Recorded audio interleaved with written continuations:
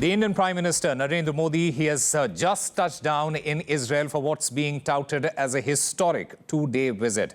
This is Narendra Modi's second trip to Israel and his first visit since 2017. In fact, I'm now joined by RT correspondent Charlotte Dubensky, who's in Jerusalem for more on this particular story. Charlotte, what's expected from Modi's two-day visit? Well, as you said, this is a historic visit, the second state visit by Narendra Modi to Israel. He'll be here for 2 days, and there is a pretty packed schedule, everything from meet and greets to dinners.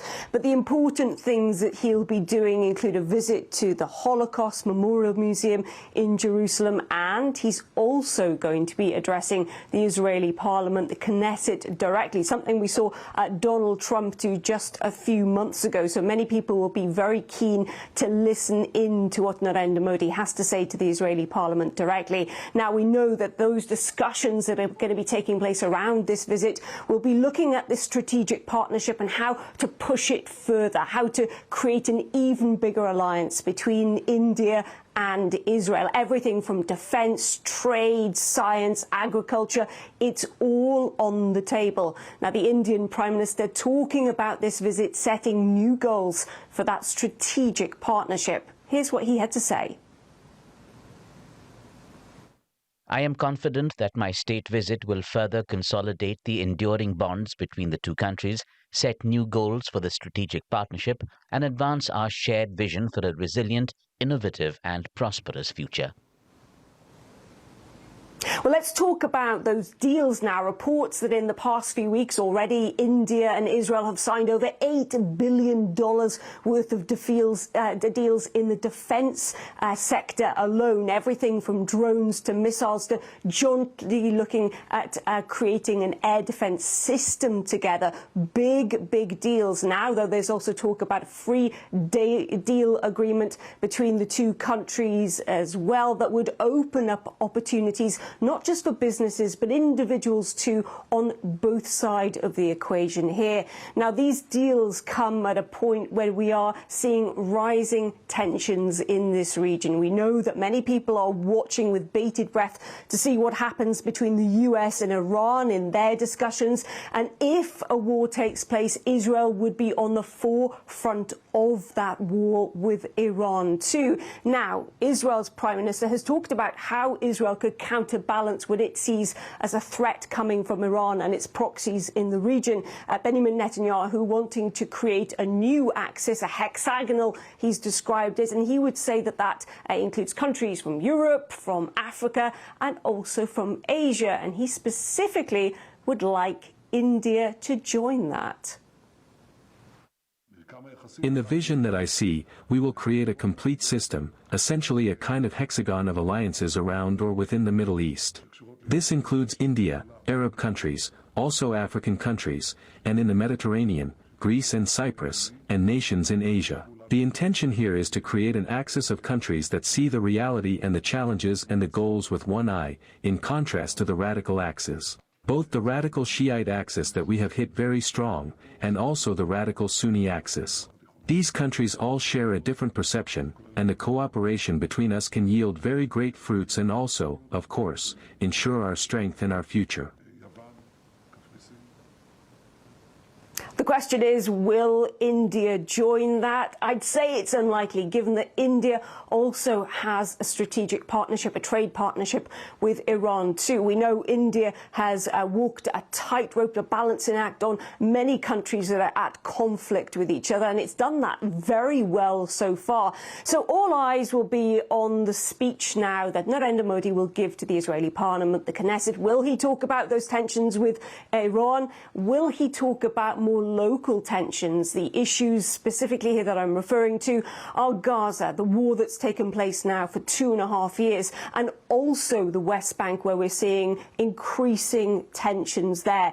Daily settler attacks, deadly attacks in some instances, as we're seeing settlements expand there, illegal settlements under international law. Will Narendra Modi, who has often touted India as being a peacemaking nation, make remarks on that? we will all be watching out to see what he has to say as he walks that tightrope here between developing those relations with Israel, but also offering India as a peacemaker for the future. Now, we know that the deals on the table, if they are signed, and it's very likely they will be signed, this will mark a really big shift. It will really push the relations between India and Israel to new heights, ones that we haven't seen in decades. It really is that important, this visit.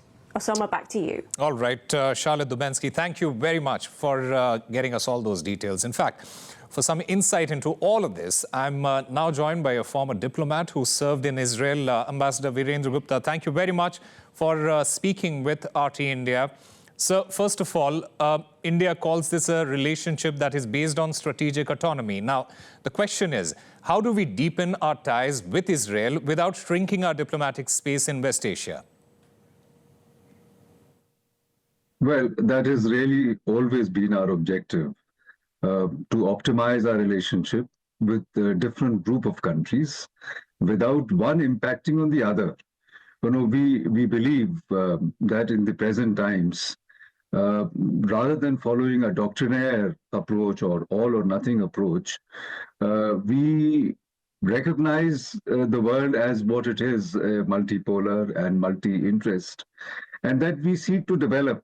So, for instance, in the Middle East, Israel is a very important partner. And it has particularly emerged as extremely important for us from a strategic and security perspective in the last 20, 30 years. I had begun to see the contours of that when I opened the Indian embassy in Israel in 1992. At that time itself, India was beginning to have a lot of interest in collaborating with Israel in defense sector. You know, at that time, Israel aerospace industry was bidding very aggressively for the overhaul of MiG aircrafts. You know, so there were a lot of technologies which we could access. But you know, having said that, this should not in any way, and we've been very, very clear about it, that this will not impact on our relationship with the other countries in the region. There are important Gulf countries where we have a lot of Indians working there. We have huge economic connect. Saudi Arabia, United Arab Emirates, Qatar, all these countries, Oman, and also Iran. So I think we are very clear.